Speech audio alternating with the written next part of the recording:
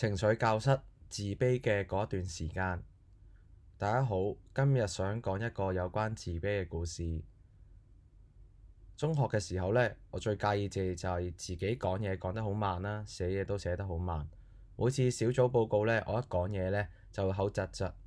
班房入邊呢都一定會有人偷笑，咁呢，佢哋一笑嘅時候我就更加緊張啦。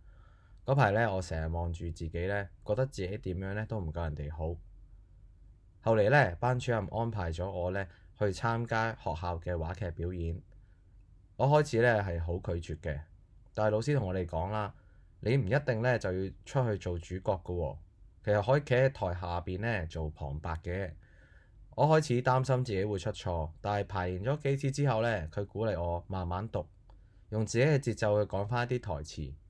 去到公演嗰一日呢，我冇講得好快，但係聲音呢非常之清晰。全場咧都聽得非常之明白嘅。落幕嘅時候呢，觀眾拍晒手掌。雖然我唔係主角，但係老師都同我講話，你講得好穩定，好清晰。嗰一刻開始，我自己覺得原來呢，我都可以講到好似其他人咁樣㗎喎。